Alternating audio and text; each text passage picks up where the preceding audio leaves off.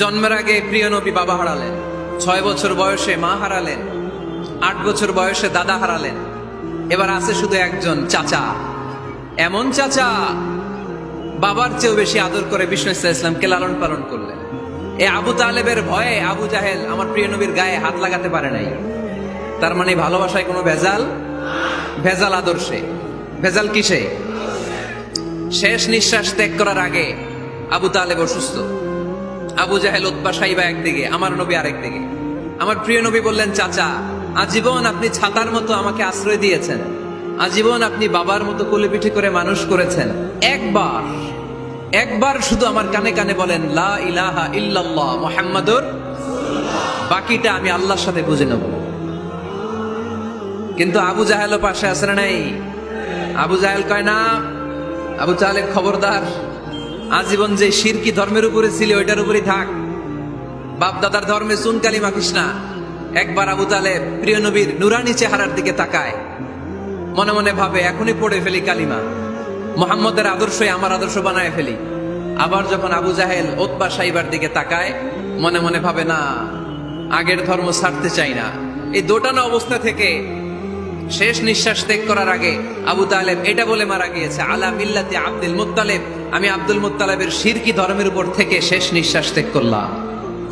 তার মানে আল্লাহর দেয়া বিধান অনুযায়ী সে জান্নাতি না জাহান্নামী? শুধু যে নবীরে ভালোবাসছিল কোনো কাজে আসছে? কথা বলেন। তাহলে শুধু ভালোবাসা আমারে বাঁচাতে পারবে না। নবীর ভালোবাসার পাশাপাশি আমার নবীর আদর্শ জীবনে থাকার দরকার আছে না নাই? এজন্য আল্লাহ নবীর পরিচয় দিয়ে বললেন, মুহাম্মাদুর রাসূলুল্লাহি ওয়াল্লাযীনা মাআহু আশিদ্দাউ আলাল কুফফারি রুহামাউ বাইনাহুম। কোরআন আমাদেরকে বলে তোমাদের প্রিয় নবীর প্রথম পরিচয় তিনি রাসূলুল্লাহ সাল্লাল্লাহু আলাইহি ওয়াসাল্লাম, তিনি হলেন আল্লাহর রাসূল। তার সাথে যারা থাকে তারা কাফেরদের ব্যাপারে বজ্র কঠোর, মুমিনদের ব্যাপারে পুষ্পকোমল। সুবহানাল্লাহ পড়ে। আবার কোরআন বলে, ওমা মুহাম্মাদুন ইল্লা রাসূলুন ক্বাদ খালাত মিন ক্বাবলিহির রাসূল। মুহাম্মদ রাসূল ছাড়া অন্য কেউ নন, তার আগে এরকম অনেক রাসূল দুনিয়ায় এসে আবার বিদায় নিয়েছে, ঠিক কি না? তাহলে কোরআন কিন্তু প্রথম পরিচয় দিয়ে দিলে, 1 নাম্বার পরিচয় আমার নবীর। 1 নাম্বার পরিচয় জোরে বলেন, 1 নাম্বার পরিচয় তিনি রাসূলুল্লাহ, আল্লাহর রাসূল। কিন্তু আমার নবী এত বিনয়ী, এত ভদ্র, এত নম্র, এত শান্ত, এত শিষ্ট, এত হাম্বল। আউট অফ হাম্বলনেস তিনি নিজেকে রাসূল পরিচয় দিতে লজ্জাবোধ করতেন। তিনি নিজেকে রাসূল পরিচয় দেওয়ার আগে নিজের আরো ছোট করে বলতেন, আমি আল্লাহর গোলাম, তারপরে রাসূল।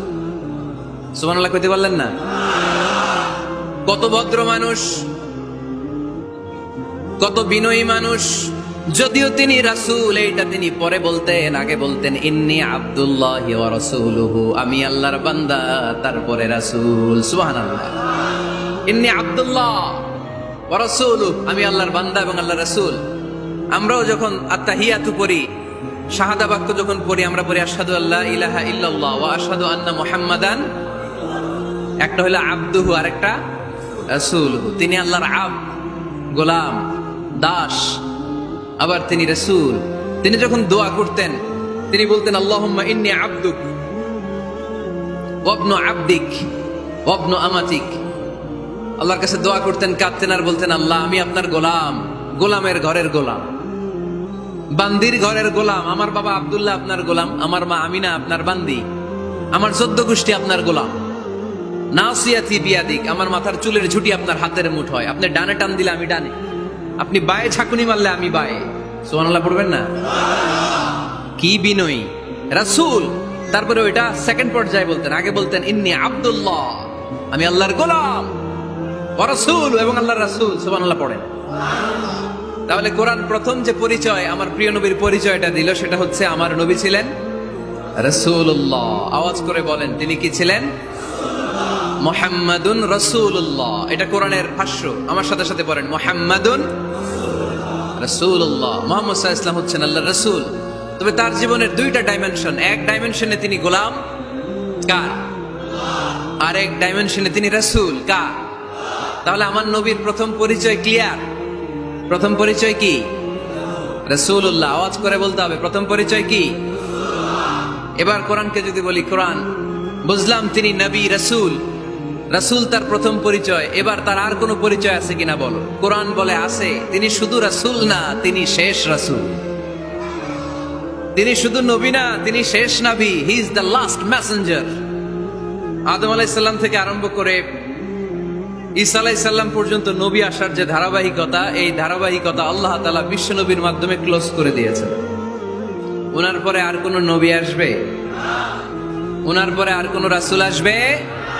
এজন্য কোরআন বলে, মা কানা মুহাম্মাদুন আবা আহাদিম মির রিজালিকুম ওয়ালাকিন রাসূলুল্লাহি ওয়া খাতামান নাবিয়্যিন। খাতামান নাবিয়্যিন, he is the last messenger, শেষ নবী। তারপরে কোনো নবী নাই, তারপরে কোনো রাসূল নাই। এখন যদি কেউ দাবি করে আমি নবী, হ্যাঁ, কি চলবে? খালি মাইর চলবে, আওয়াজ ছাড়া। মাইর হবে, আওয়াজ হবে।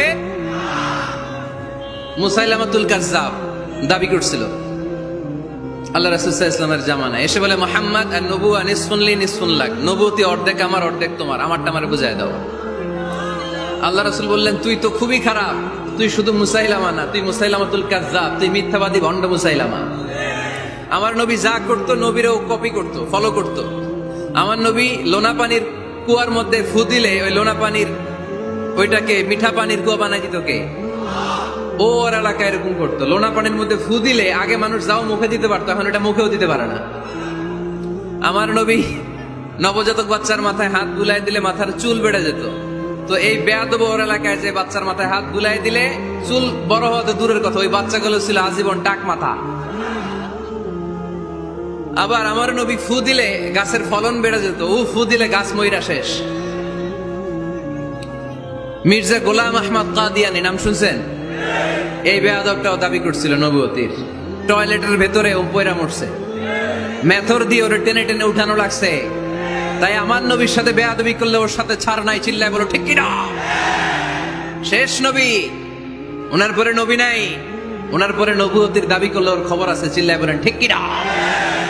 এজন্য আল্লাহ বললেন তিনি হলেন খাতামুন নাবিয়্যিন, ওনার পরে আর কোনো নবী নাই। আমার নবী বলছেন, লা নাবিয়্যা বা'দি ওয়ালা রাসূলা, আমার পরে কোনো নবী নাই, আমার পরে কোনো রাসূল নাই। তবে লাউ কানা বা'দি নাবিয়্যুন লাকানা উমর, আমার পরে নবী হওয়ার যোগ্যতা যদি কারো থাকে, আমার ওমরের ওই যোগ্যতা আছে। প্রভু তুমি বলেছ রাসূল দেবে না, বলনি দেবে না ওমর, বলনি দেবে না হামজা তারিক, খালিদ বিজয় সমর। প্রভু তুমি বলেছ রাসূল দেবে না, বলনি দেবে না ওমর, বলনি দেবে না হামজা তারিক, খালিদ বিজয় সমর। প্রভু তুমি বলেছ রাসূল দেবে না, রাসূল দেবে না, এই কথাটা কার? আমার নবীর পরে আর কোন রাসূল তিনি দিবেন না, তিনি শেষ নবী, তিনি আখিরি নবী। সুবহানাল্লাহ পড়েন। আবার মুসলিম শরীফের বর্ণনায় বিশ্বনবী চমৎকার এক হাদিস বললেন, যিনি বললেন, মাসালি ওয়া মাসালুল আম্বিয়া মিন ক্বাবলি কামাসালি রাজুলিন বানা বাইতান, আমার দৃষ্টান্ত আর আমার আগের সব নবীদের দৃষ্টান্ত ওই ব্যক্তির মতো, যেই ব্যক্তি একটি ঘর বানিয়েছে। কি বানিয়েছে? চমৎকার, চোখ ধাঁধানো সৌন্দর্য দিয়ে এক ঘর। এই ঘরের ভুল ধরার মতো কোনো ভুল নাই। এত ডিজাইন, এত ইন্টেরিয়র ডিজাইন করেছে, লোকজন যেই আসে দেখে বলে বাহ বাহ। দেখে কি বলে? বাহ বাহ, এত সুন্দর ঘর। পুরো ঘরে কোনো ভুল নাই, কোনো খুঁত নাই, একটা জায়গা ছাড়া। সেটা হচ্ছে ঘরের এক জায়গায় ইটের গাঁথুনি দিতে যে এক জায়গায় একটা ইট পড়ে নাই, ওই জায়গা দিয়ে ফাঁকা, শীতের ঠান্ডা বাতাস ঢুকে। সুবহানাল্লাহ কইতে পারলেন না? বিষ্ণু বললেন, আমার দৃষ্টান্ত আর সব নবীদের দৃষ্টান্ত ওই ব্যক্তির ঘর বানানোর মতো। যে ব্যক্তি সুন্দর ঘর বানালো, তার ঘর যেই দেখে সে বাহবা বলে, কোনো ভুল নাই, কোনো খুঁত নাই, একটা জায়গা ছাড়া। দেখা গেল এক জায়গায় ইটের গাঁথুনি পড়ে নাই, একটা ইটা নাই। বিশ্বনবী বললেন, আনাল লাবিনা, আমি হইলাম ওই ইটা। আমার ওই জায়গায় সেট করে দিলে পুরো ঘরটারে পরিপূর্ণ করে দিবে কে? তাই আমি ছাড়া এই পৃথিবী অসম্পূর্ণ অপূর্ণাঙ্গ, যখনই আমি এসেছি গোটা বিশ্ব পূর্ণাঙ্গ হয়েছে, ঠিক কিনা?